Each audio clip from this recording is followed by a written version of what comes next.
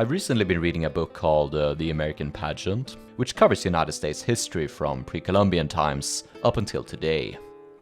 Whilst it certainly is a good introduction to the topic, it completely neglects the role of piracy in early US history. That is, between 1492 and the Revolution. Especially in the 17th century, when piracy was a fundamental part of the colonial economy. Pirates are only really limited to a handful of mentions, like once or twice, even though Marcus Rediker's very extensive book on the topic is cited. Pirate history is usually relegated to the sidelines, seen as something kind of silly and childish, despite how important it is not only to American history but Western history overall, and understanding societal and economic developments. And pirates were a microcosm of wider society. They were an embarrassing reflection of it. An example of how important and underrated pirates are in American history can be found within the pageant itself. The founding of the College of William and Mary in 1693, a prestigious university ever since, is held up as a historic moment in the American timeline in the book. Of course, there's no mention of where the clergy who built the college got their money from. In 1688, a boat landed near the colony of Jamestown. The gang were immediately detained and found to possess several chests of silver, hidden beneath some foul linen. The men could not explain where they had gotten the silver and were arrested on charges of piracy. These men were pirates indeed, former crewmen of the Bachelor's Delight, which had ravaged in Spanish South America. The pirates were eventually pardoned and received restitution, but they noticed how some of the money was missing. Meanwhile, in the receipts of the college records from 1697, we can read how 300 pounds obtained from the pirates were used in the college construction. Funnily enough, I partially got this information from Mark Hanna's Pirate Nests and Rise of the British Empire, which was sponsored by the College of William and Mary, and partly based on a course taught by Professor Hanna at the college. This might seem like a small example, even if 300 pounds was a small fortune back then. It was the annual salary of the local governor, and it is a drop in the ocean of the influence and impact which piracy had on American history. And that's not even talking about its massive impact on the history of the British and French colonial empires. Piracy and colonialism were closely interlinked even before the establishment of the American colonies. England's first colonial project was carried out in 1584, when Walter Raleigh was given permission to explore and colonize in the New World. He attempted and failed to establish a colony at Roanoke, but after repeated failure, settled on his old trade of piracy, smuggling, and slave trading instead. These four tenets, colonization, piracy, smuggling, and slave trading, would become the foundational pillars of colonial American society. From the very moment Christopher Columbus sighted American soil, this development was inevitable. In the 1494 Treaty of Tordesillas, the Pope declared that all of the Americas belonged to the Spanish monarchy, with Portugal getting Brazil. The Spanish considered anyone who trespassed to be a pirate, including humble merchants who were at least theoretically peaceful. But there was a lot of profit to be had in trading with the new Spanish colonies, so France, England, and Holland would quickly head in and profit from the Spanish ventures. Naturally, they would steal gold and silver from Spanish ships, but they were just as likely to steal enslaved Africans from Portuguese slave ships, buy the slaves or kidnap them in Africa, and then sell them to the Spanish colonies at a cut rate. And it was from the Spanish institution of plantation slavery, which was based on Muslim Andalusian sugar farming and slavery, and medieval Iberian slavery, which in turn was based on Roman slavery, that the French and English got the ideas to implement their own slave plantations, which would infamously survive into the 19th century. The first slaves to be put to work on Virginia and Bermuda plantations were kidnapped from Spanish and Portuguese colonies because they knew how to work sugar and tobacco, and in some likelihood, their descendants are still alive somewhere in the States. getting a bit ahead of myself.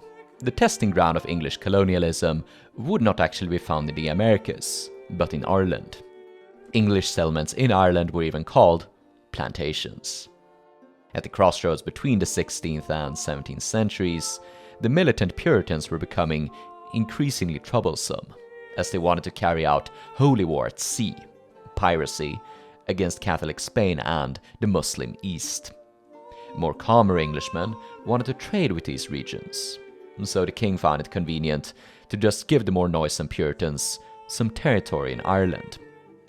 This had been practiced a few decades earlier by Elizabeth, and served a dual purpose of letting the Catholic Irish and fundamental Puritans kill each other.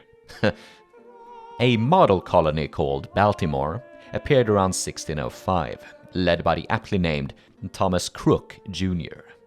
Because while the colony was intended for fishing, it soon turned into a nest of piracy, often likened to the Barbary coast. Ironically, Baltimore was sacked by the Corsairs in 1631, the largest slave raid ever carried out by Muslims on English soil.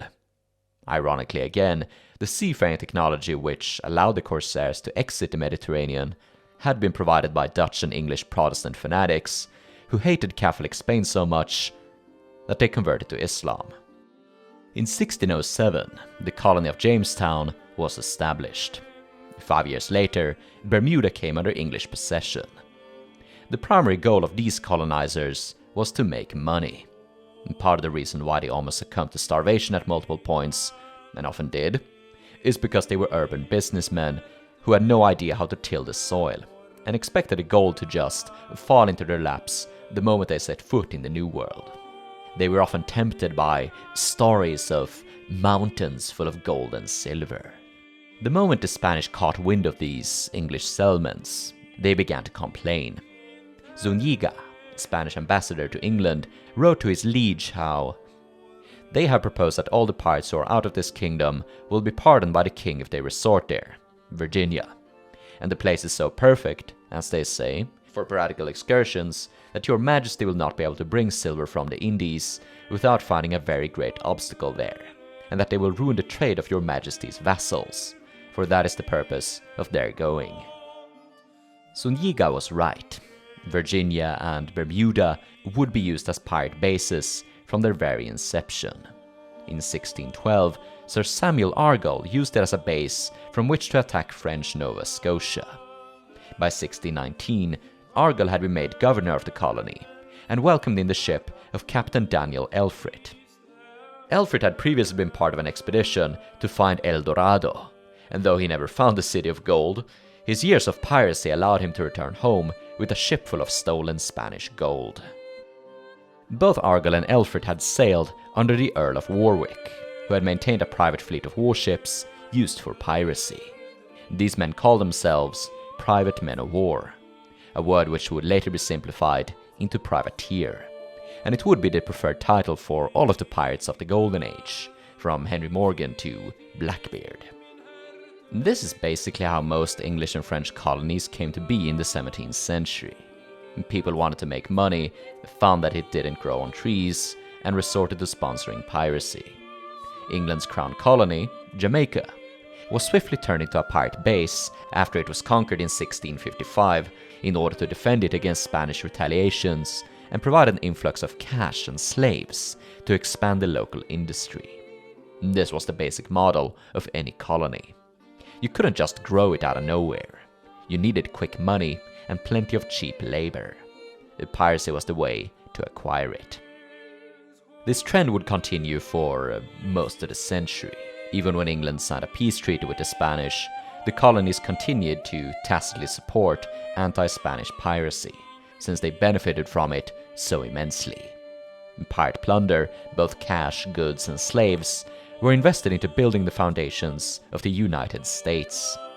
This can be observed as late as 1718, when Blackbeard was warmly welcomed into the colony of North Carolina. Here he was given a pardon by the governor and sold several of his slaves to him and the other plantationers.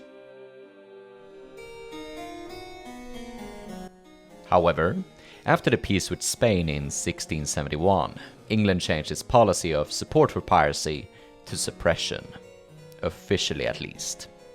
I've talked about the colonies' continued support for piracy. It was a way to make inaccessible Spanish products accessible, but support could even be seen as high up as Westminster. In 1684, King Charles II personally pardoned the crew of Bartholomew Sharp, after they had ravaged the Spanish South Pacific. The pirates were able to buy this pardon with high-quality maps of this largely unexplored region, which would be crucial in a future conflict with Spain. Part of Sharp's crew was a certain Lionel Wafer, a man who would return to the South Sea and later have his ill-gotten gains confiscated and used to fund the construction of a certain college. But piracy was still becoming increasingly taboo, and as time went on, supporters of pirates came under increasing fire, especially the higher up they were. Landholders, politicians, even governors. New York in the 1690s was an especially notable base of pirates, where the governors would frequently court and have dinner with scalawags that brought home Arabic silver from the Indian Ocean. So the colonials had to make a shift in their economic policy.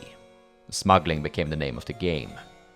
This facet of colonial American society is often given at least some attention, but seldom is drawn the connection between smuggling and piracy.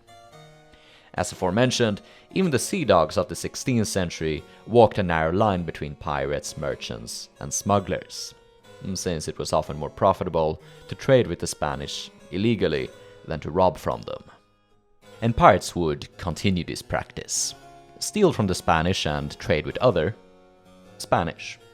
They were still the biggest market in the Americas, and often didn't have access to items from other Spanish colonies. From the adventure of the aforementioned Bartholomew Sharp, the captain and his subordinates would often write how Spanish civilians would come out and trade with them, often right after a battle was over. Even those American smugglers who dedicated themselves entirely to the craft were dependent on pirate plunder. They would buy these stolen goods at cut rates, and then sell them at a slightly more expensive but still kinda cheap rate to fellow colonials, or the French and Spanish. As late as 1714, the Cockram family of the Bahamas managed to set up a prosperous smuggling empire, operating out of New Providence, and reaching as far as Charleston in the north, and Curacao in the south. The Cockrams were dependent on plunder, brought in by pirates like Benjamin Hornigold, whom they would provide with necessities and ammunition. Another prime example of a smuggling empire was the one run by the Phillips brothers some 24 years earlier. They were naturalized Dutchmen operating out of New York, and sent an agent called Adam Baldridge to maintain a trading post on the island of St. Mary, Madagascar. Baldridge would receive shipments of liquor, clothing, ammunition, even Bibles. The colonial pirates were quite religious, which is sold to the pirates in return for oriental riches, porcelain, silk, silver, and gold, and most prominently, slaves. Some black Americans are quite surprised today when they do a DNA test and discover that they have partial Malagasy ancestry, and even partial Southeast Asian ancestry, because part of Madagascar's ancient population migrated from that region, which is kind of amazing. So yeah, piracy and smuggling, it was smuggling because the Americans were not allowed to trade on Madagascar, kept this far-flung island and the colonies connected. It is even believed that Carolina rice, a staple of its economy, originally came from this island, brought in by a pirate. The smuggling was seen as honorable in colonial American society, but the English government frowned upon it, since they followed the economic theory of mercantilism. Basically, they wanted to encourage exports and discourage imports. The best trade was internal trade, and the purpose of the colonies was really to produce raw materials which could then be processed in England and then sold back to the colonies. Smuggling meant that these goods and raw materials were exported to other colonies, belonging to England's French and Spanish rivals, even when they were at war. So England began to crack down on smuggling with the Navigation Acts, the first of which appeared in 1693, which limited trade with foreign countries.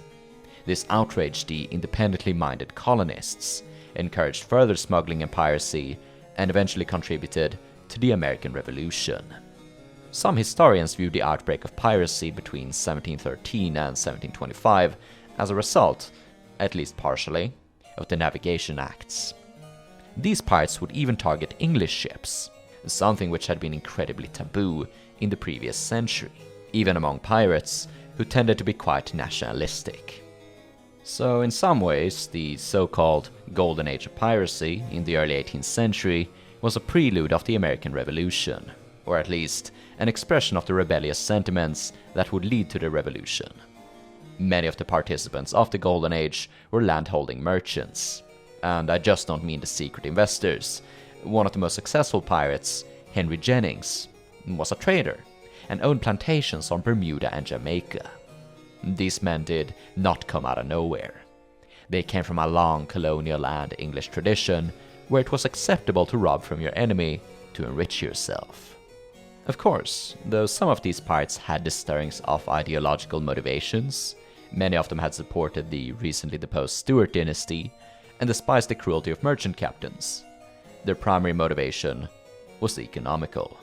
Then again, that was also the motivation of the founding fathers.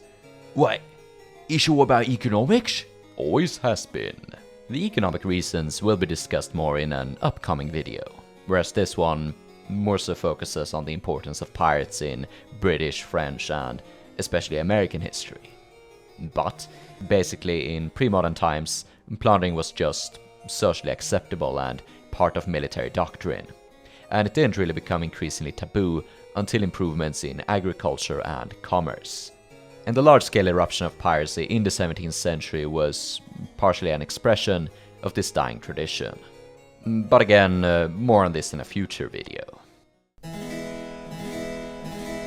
I haven't really talked about why pirates have been largely trivialized, and I think it has to do both with the arc of history and also myth building. Nowadays there are basically two forms of mainstream history: vibes-based history and importance-based history. Vibes-based history is historical research and content around stuff which people enjoy out of a surface-level conception of the topic, such as, I don't know, I like World War I because biplanes and cool trenches. Importance-based more so relates to the study of history in school and academia, how important certain events and periods are to the curriculum. Most schools teach the events crucially informing the nation, and when studying political science, for example, you learn the history related to it, or when you study English or literature, you study literary history. But you would be surprised how often these fields intersect. Vibes serve as a hook to drag an observer into deeper research. Biplanes and trenches will eventually lead to research of great power dynamics and industrialization. However, this often means that some topics that are important get neglected because they don't catch interest, and vice versa. Topics that aren't so important might get more attention than they deserve, purely based on vibes.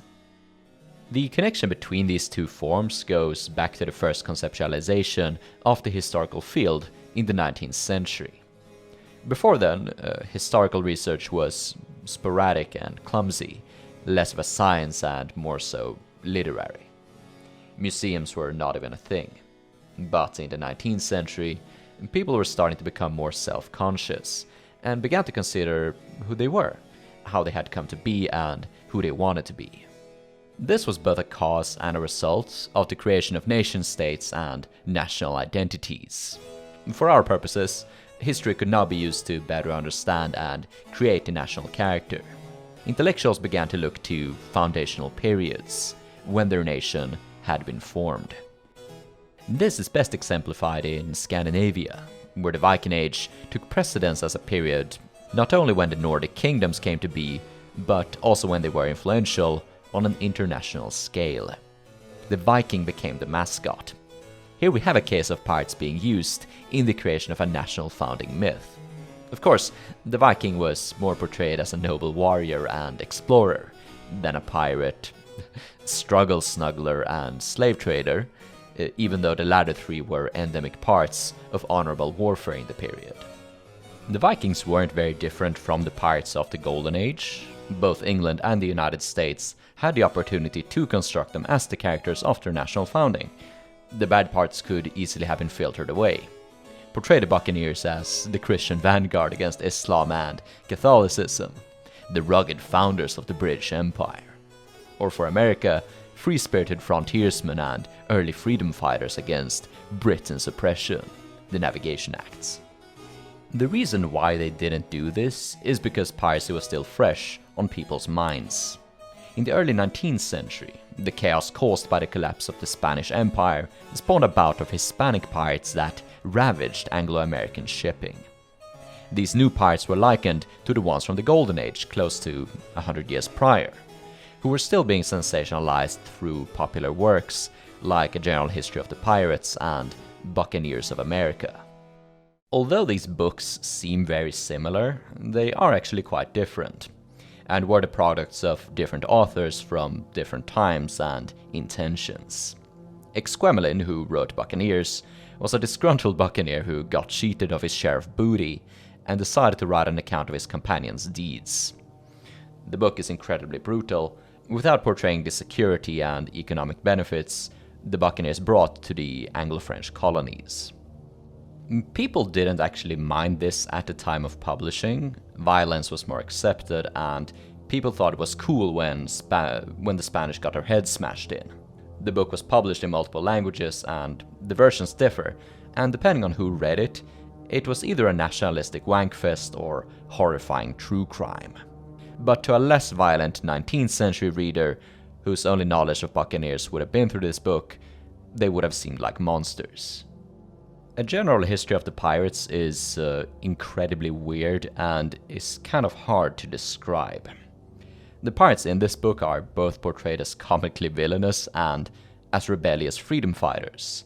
And even though some people to this day hold it up as an accurate account, most historians do not, and it appears more so to have been an allegory to discuss Enlightenment ideals.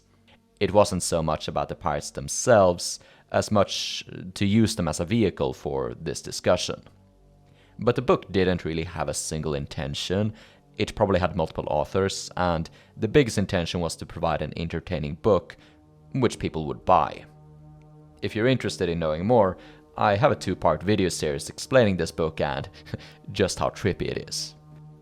The problem is that both of these books have formed the modern vibe of pirates, and they did in the 19th century. And with this faulty conception of 17th and early 18th century pirates as just destructive apes, instead of a consequence and contributors to pre-modern society, it became impossible to construct them into national founders. It could have happened in the United States, but they were already constructing a national mythos in the western frontier, the cowboy, pioneer, and gunslinger. Here they had the advantage of actual participants in the frontier being able to use their experiences and knowledge of media and historiography to construct the frontier myth as a founding national legend, an American Olympus. Olympus being the home of the Greek gods, and thus the Hellenic peoples. The frontier participants I'm speaking of include Buffalo Bill and Theodore Roosevelt, who would of course go on to become American president. There was some stirring of this awareness among 17th and 18th century authors, even pirates. The aforementioned Bartholomew Sharp published his adventures as a book, as did his associates. Of course, these accounts were sanitized of at least some of the horrible chapters, and were mostly written to be profited from. Piratical authors like Exquemelin, Sharp, William Dampier, and Woodes Rogers did not make as much money from privateering as they did from publishing their adventures. But they were also published to glorify and exonerate them from their crimes. So now we find ourselves at a strange impasse, where there is a popular myth of pirates as freedom fighters and slave liberators, but it isn't popular enough to warrant enough study, with most people kinda just seeing pirates as silly. Of course, I do think this could be used as a tool. I initially got into pirates through the vibe, but I stuck to it owing to the socioeconomic factors. Which is why we get dumb videos like this instead of me just talking about, I don't know, hook hands and boats or whatever. I still do that, but this is the stuff I enjoy especially. But one should not forget about the Puritans, those early pioneers who landed on Plymouth Rock, the American inception. The Puritans are of course studied in American history. In the American pageant, they receive substantial attention. But here we have an example of how the vibes affect the serious. According to the vibe, the religious Puritans have formed the ethical core of the American character. An independent streak, a strict work ethic, Yankee ingenuity, and Christian morality. All of this was true of the Puritans, and according to that vibe, they couldn't possibly have engaged in piracy. But they did, and it was a result of the aforementioned traits. Independent streak, who cares for peace treaties? We'll pirate from the Spanish anyway. Strict work ethic, let's go to sea and do so with discipline. Yankee ingenuity, here's a cool new faster boat. Christian morality? As we discussed previously, Puritan ideology motivated piracy as a part of religious warfare against the Catholics and Muslims. Here's an example. In 1694, a privateering commission granted to a crew of Rhode Island pirates to go and attack Muslim shipping in the Red Sea read as follows: to take, slay, burn, and utterly destroy His Majesty's enemies' vessels, goods, etc. This commission quotes directly from Deuteronomy 7:2. And the Lord thy God shall give them before thee, then thou shalt smite them, thou shalt utterly destroy them, thou shalt make no covenant with them, nor have compassion on them. A later part of Deuteronomy reads as something straight out of the pirate's playbook. But thus ye shall deal with them. Ye shall overthrow their altars, and break down their pillars, and ye shall cut down their groves, and burn their graven images with fire.